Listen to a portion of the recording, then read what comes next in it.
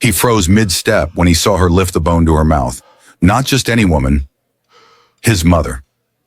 Mama Adamu was crouched beside the restaurant's kitchen door, hunched over a cracked plate, chewing slowly on meat scraps someone else had already rejected. Her hands trembled as she picked through the remains, and when a waiter slammed the door open, she flinched like a child caught stealing. Adamu's breath left his chest. She bent her head and whispered, "Thank you, Lord," before licking the plate clean. Something inside him snapped. He took one step forward, then another. His heart thundered so loudly he was sure everyone could hear it. This was the same woman who once skipped meals so he could eat. The same woman who sold her jewelry to pay his school fees. Now she was surviving on leftovers. A man at a nearby table raised his phone and laughed. Mama Adamu did not look up. She gathered the remaining bones, slid them into a nylon bag, and hid it inside her wrapper with practiced ease. Adamu's hands clenched. This was not the first time. The restaurant manager stormed toward her, shouting for her to leave before security arrived. Mama Adamu stood slowly, her knees shaking, her palms pressed together in apology. "Please, just a moment," she begged. That was when Adamu stepped between them, and in the next few seconds the entire restaurant would fall silent, because the man now staring at the manager was not just any customer. He was a billionaire, and the woman being chased out was his mother. If you believe a mother's sacrifice should never be forgotten, subscribe and stay with us.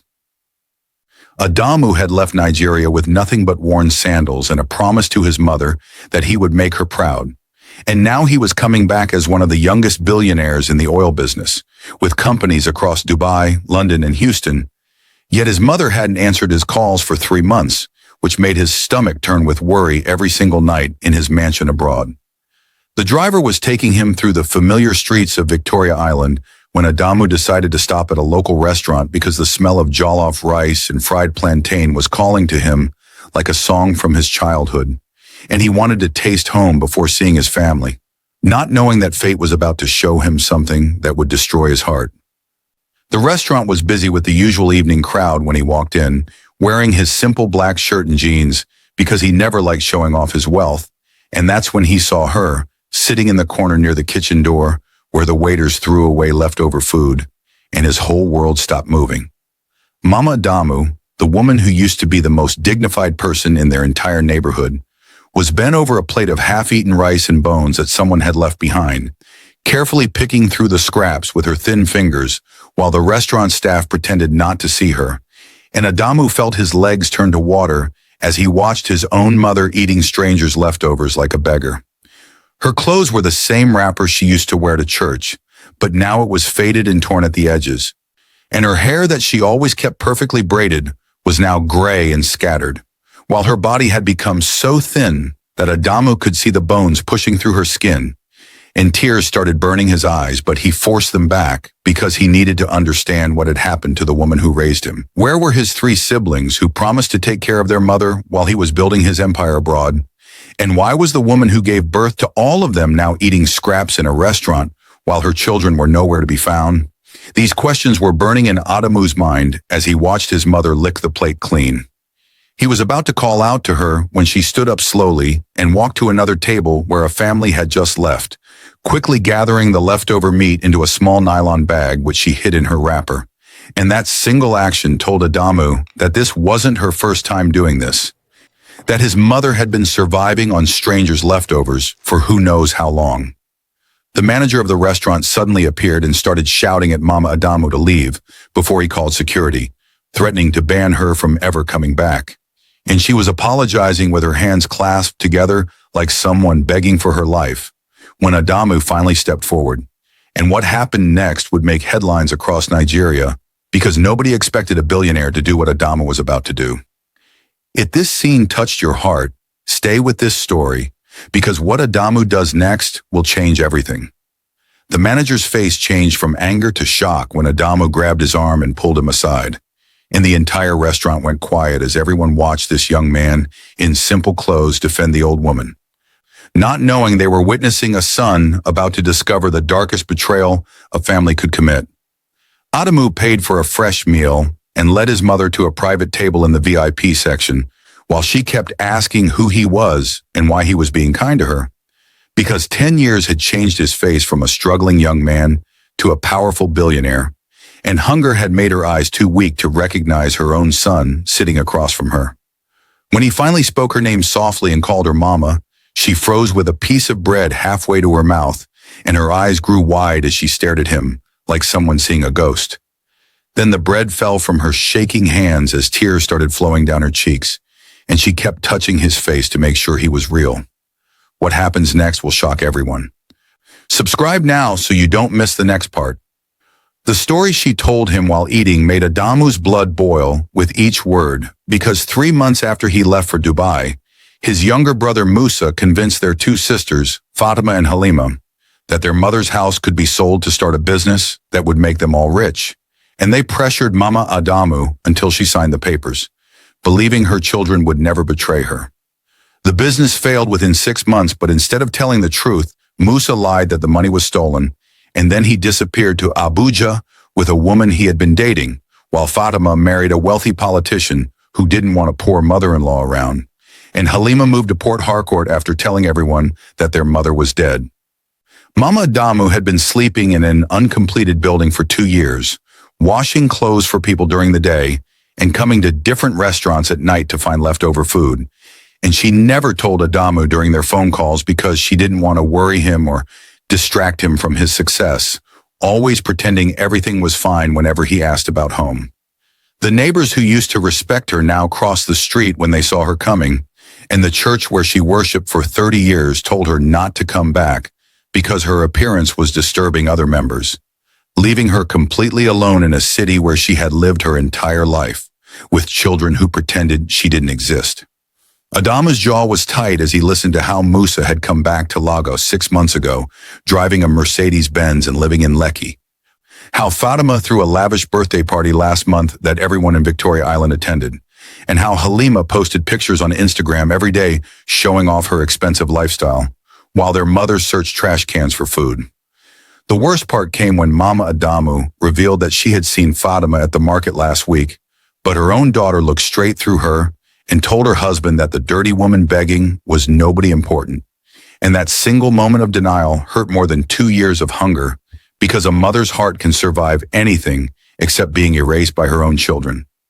Adamu pulled out his phone and started making calls right there in the restaurant, speaking to lawyers, accountants, and business partners in rapid succession while his mother watched in confusion, not understanding why her son's voice had become so cold and calculated, like someone planning something terrible. Within an hour, he had moved his mother into the presidential suite at Echo Hotel and called his personal doctor to check her health. But the wheels he had set in motion were already turning, and by tomorrow morning, his siblings would learn what happens when you abandon the woman who sacrificed everything for your existence. That night, while his mother slept in a proper bed for the first time in 2 years, Adamu sat in the darkness of the hotel room, making phone calls to Dubai and London, liquidating assets worth millions of dollars for a revenge plan that would shock the entire country. And when the sun rose over Lagos, 3 children who had forgotten their mother would remember her forever. Sometimes the people who hurt us most are those who share our blood. What would you do in Adamu's position? The invitation that arrived at Musa's office in Lekki that morning was printed on gold-embossed paper and promised a life-changing business opportunity with a mysterious foreign investor at the Civic Center. And within hours, Fatima and Halima received the same invitation, each one personally delivered by men in expensive suits who insisted on waiting for a response. None of them suspected anything when they arrived at the Grand Hall that evening to find over 200 of Lagos's most influential people already seated, including journalists, business leaders, and social media influencers who had been specially invited to witness what the invitation called a major announcement about a new charity foundation for abandoned elderly parents. Musa was adjusting his expensive agbada and boasting to anyone who would listen about his numerous business ventures when he spotted Fatima entering with her politician husband, both of them draped in designer clothes and jewelry, while Halima walked in wearing a dress that cost more than most people's yearly salary, and the 3 siblings naturally gravitated toward each other near the front row. They were laughing about how they must have been chosen as examples of successful young Nigerians when the lights dimmed and a video started playing on the massive screen behind the stage, showing an elderly woman in torn clothes picking through garbage bins, while a narrator's voice began telling the story of Mama Adamu, a widow who raised 4 children by selling everything she owned.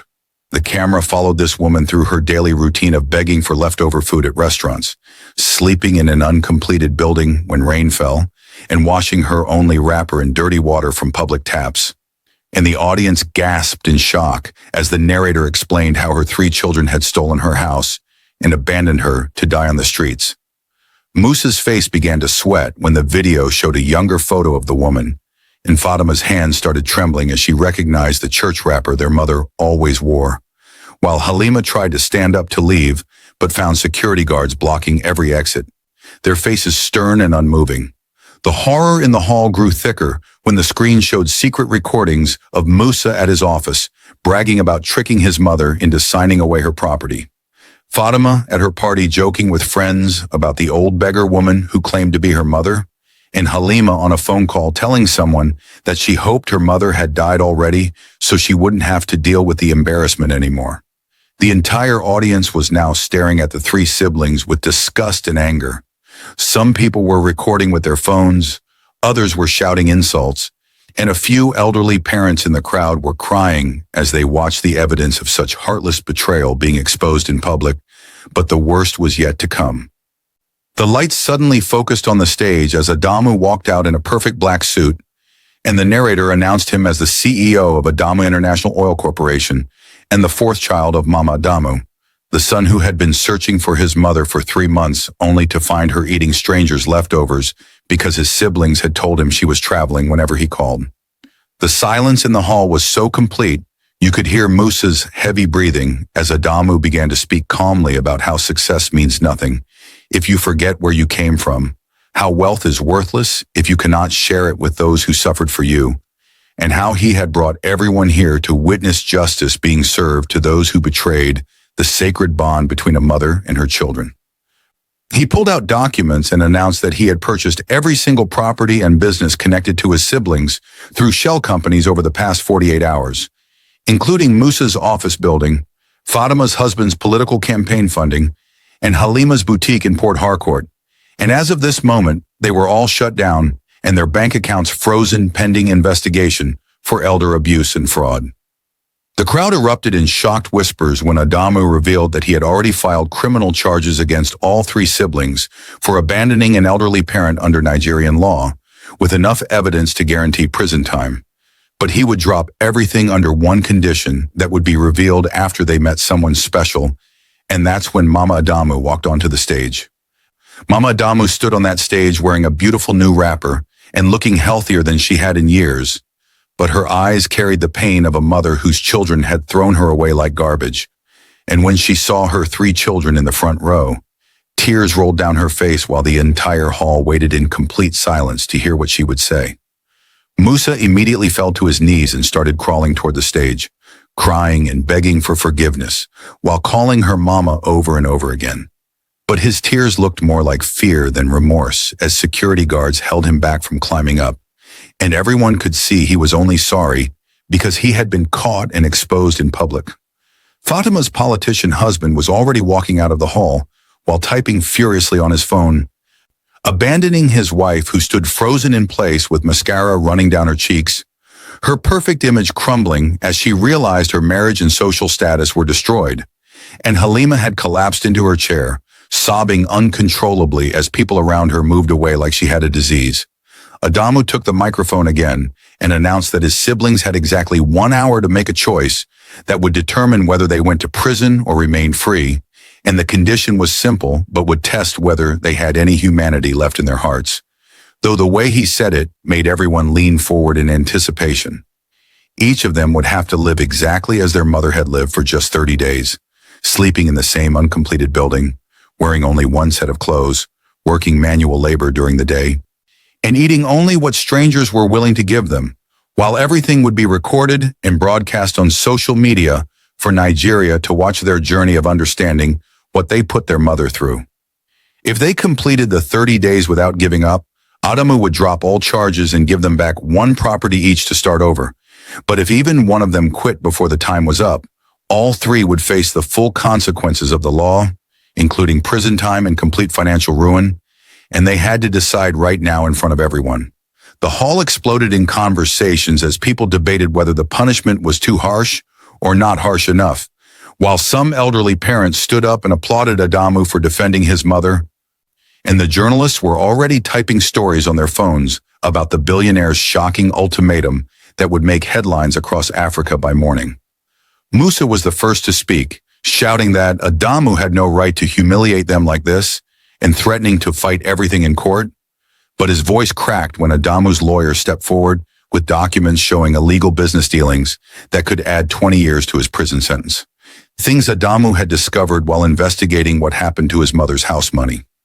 Fatima tried to negotiate, offering to take care of their mother now if Adamu would just stop this public destruction of their lives. But Mama Adamu herself spoke for the first time, her voice quiet but firm, as she told Fatima that she didn't want care born from fear. She wanted her children to understand what it felt like to be invisible and hungry in a world that judges you by what you own. Halima surprised everyone by standing up and accepting the challenge immediately, saying she knew she deserved whatever happened to her, and her quick acceptance made her siblings realize they had no choice because if one agreed, they all had to agree or face prison together. And the crowd watched as Musa and Fatima slowly nodded their heads in defeat. Adamu then revealed the second part of his announcement by establishing the Mama Adamu Foundation with 500 million naira to build homes for abandoned elderly parents across Nigeria, and he invited everyone in the hall to contribute, turning what started as a revenge story into something bigger, something that would help thousands of forgotten mothers and fathers. As the siblings were led away to begin their 30 days of poverty that very night, stripped of their phones, jewelry, and designer clothes, Mama Adamu said something that silenced the entire hall when she looked at them and whispered that she would pray for them every day, because despite everything they did, a mother's love never dies. It just waits patiently for her children to remember who they really are. But what happened on day one of their punishment would test whether they had any soul left. If this story touched your heart, subscribe to the channel because stories like this deserve to be heard.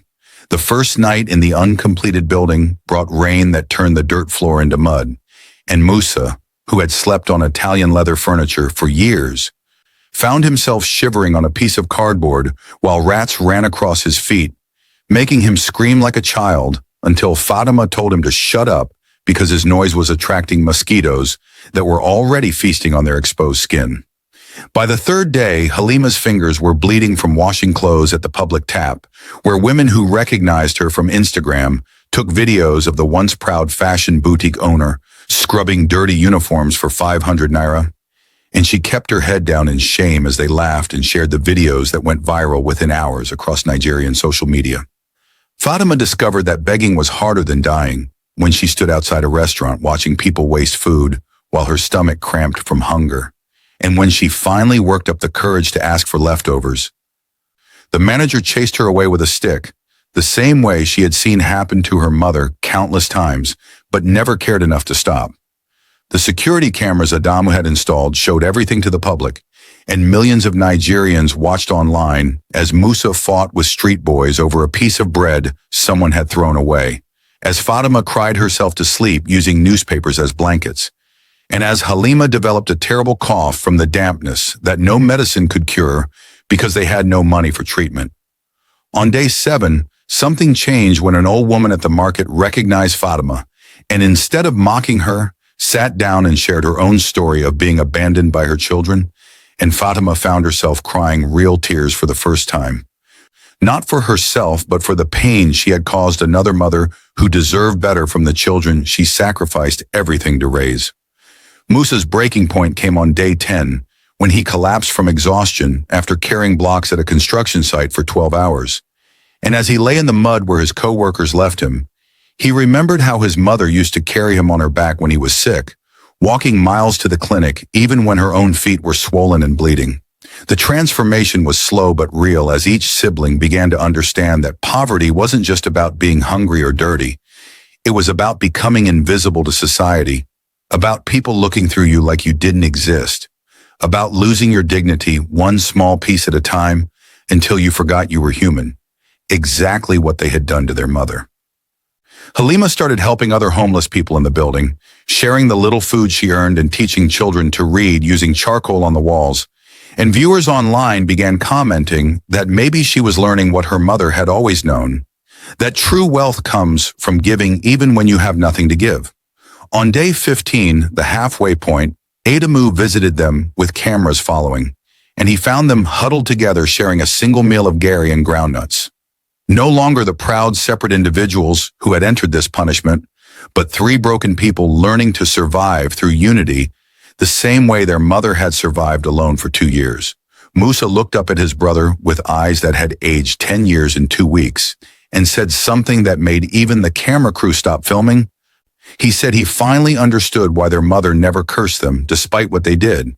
Because when you have nothing left but hope, you cannot afford to waste energy on hate. You just focus on surviving another day.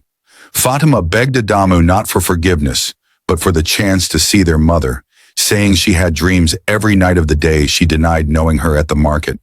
And she wanted to tell Mama that she remembered now, remembered every sacrifice, every night without food so they could eat, every worn shoe she never replaced so they could have new ones for school. Adamu's response shocked everyone watching when he revealed that their mother had been visiting them secretly, dressed as one of the old women who sometimes shared food with them, testing whether they would show kindness to a stranger. And all three siblings broke down realizing they had been receiving love from the very person they had thrown away. But what Mama Adamu would reveal on day 30 would change everything they thought they knew about forgiveness. Day 25 arrived with news that shocked Nigeria as video footage surfaced of Fatima's politician husband on television announcing his engagement to another woman, claiming his wife had died in a tragic accident, while Fatima watched from outside an electronics store window, her face hollow but strangely peaceful as she realized the life she had sold her mother for was always an illusion. That same morning, Musa discovered through a newspaper in the trash that his business partners had divided his companies among themselves, using forged documents he had once used to steal from others. And instead of anger, he actually laughed at the perfect justice of it all, understanding now that when you build wealth on betrayal, betrayal becomes your inheritance. Halima received the worst blow when a customer at the market showed her a video of her best friend wearing clothes stolen from her boutique, claiming she had always been the real owner, and Halima simply nodded because she finally understood that fake friends gather around money like flies around honey, but disappear when the sweetness runs out. On day 28, something extraordinary happened when the three siblings pooled their daily earnings to buy medicine for a sick child in the uncompleted building, giving away money they desperately needed for food, and the other homeless people started calling them family or money, offering them protection and sharing stories that made their own suffering seem small. The public watched in amazement as these three formerly heartless people transformed into something unrecognizable. With Musa teaching young boys construction skills to keep them from crime, Fatima organizing the homeless women to demand better treatment from authorities, and Halima creating a small school under a bridge where she taught anyone who wanted to learn. Their final test came on a day 29 when a wealthy businessman offered them 1 million naira each to quit and walk away, claiming he felt sorry for them and wanted to help. But it was actually a test from Adamu, and all three refused simultaneously, saying they had one more day to complete and they would not dishonor their mother again by taking shortcuts. That last night before day 30, they sat together sharing stories of their childhood, remembering how their mother would pretend to be full so they could have her portion of food, how she walked to work in the rain to save transport money for their school fees, and how she smiled through it all, making poverty feel like an adventure rather than a punishment. As dawn broke on day 30, thousands of Nigerians had gathered at the Civic Center to witness the conclusion of what newspapers were calling the most watched event in Nigerian social media history, with international news stations broadcasting live as the three siblings walked in wearing the same dirty clothes they had worn for a month, but carrying themselves with a dignity that money had never given them. Adamu stood on stage waiting for them, but this time he wasn't alone, as government officials, business leaders, and celebrities had all come to witness this moment, And when he asked his siblings if they had learned anything worth sharing, Musa stepped forward with a voice that cracked with emotion. He spoke about how poverty teaches you that human kindness is the only real currency, how a smile from a stranger can feed your soul when your stomach is empty, and how their mother had been the richest woman in Nigeria all along because she never lost her ability to love, even when love was not returned. Fatima followed, telling the crowd that she had met hundreds of abandoned parents during her 30 days, each with children who forgot them after finding success. And she proposed that the Mama Adamu Foundation should create a national database to reconnect families and provide legal protection for elderly parents, which received a standing ovation from the audience. Halima's speech was the shortest but most powerful when she simply said that suffering is the only teacher that never lies, and comfort is the only drug that makes us forget who we are. Then she turned to Adamu and asked not for her property back, but for a job at the foundation, saying she wanted to spend her life making sure no mother ever ate leftovers again. The crowd was already emotional when Adamu announced that all three siblings had passed the test. But what happened next when Mama Adamu took the stage would leave everyone speechless. Because she had been carrying a secret for 30 years that would explain everything about why her children became who they were and why she never stopped believing they would find their way back home. Mama Adamu walked to the center of that stage carrying an old wooden box that nobody had seen before, and when she opened it, she pulled out 4 envelopes yellowed with age, each one bearing the name of one of her children, written in handwriting that made Adamu's heart skip because it belonged to their father who had died when they were young. She began to speak with a voice that carried across the silent hall, telling them that their father had been a wealthy man who lost everything trying to help his brothers build businesses that failed, and on his deathbed, he made her promise to raise their children in poverty, even though he had left hidden money, because he believed wealth without struggle creates monsters who eat their own mothers. The crowd gasped as she revealed that for 20 years she had worked as a cleaner at the very bank where millions of naira sat in an account under her maiden name. Money she could have used any time to live in comfort, but she chose poverty to teach her children the value of hard work, only to watch them grow successful and still become the monsters their father feared. When they abandoned her, she could have used the money to survive, but she chose to live as a beggar to test whether her suffering would eventually awaken their sleeping hearts. And she had waited 2 years for God to bring Adamu home because she knew he would be the key to saving his siblings from themselves, even if it meant destroying them first to rebuild them right. Adamu fell to his knees on that stage as the truth hit him like thunder, realizing his mother had chosen to eat leftovers when she had millions in the bank, chosen to sleep in uncompleted buildings when she could afford a mansion, chosen to let her children betray her because she loved them enough to let them fail so they could truly succeed. The 3 siblings crawled onto the stage and collapsed at their mother's feet, not asking for forgiveness, but simply crying like the children they once were. And Mama Adamu sat down among them, pulling all 4 of her children into her arms while the entire hall watched a family being reborn through tears that washed away years of pride and pain. She opened the letters their father had written, each containing not just words but title deeds to properties he had bought secretly before his death, making each child genuinely wealthy. But the last line of each letter was the same, telling them that true inheritance is not what your parents leave for you, but what they leave in you. Musa stood up first and announced that he would use his inheritance to build shelters for the homeless across Lagos. Fatima pledged to create legal aid centers for abandoned parents, and Halima committed to establishing schools in slums where children could learn that poverty is not a life sentence, but a temporary chapter in their story. Adamu shocked everyone by announcing that he was merging his oil company with the Mama Adamu Foundation, creating Nigeria's first billion-dollar charity organization dedicated to ending elder abandonment. And he named his 3 siblings as co-directors, saying that people who have learned from failure make better leaders than those who have only known success.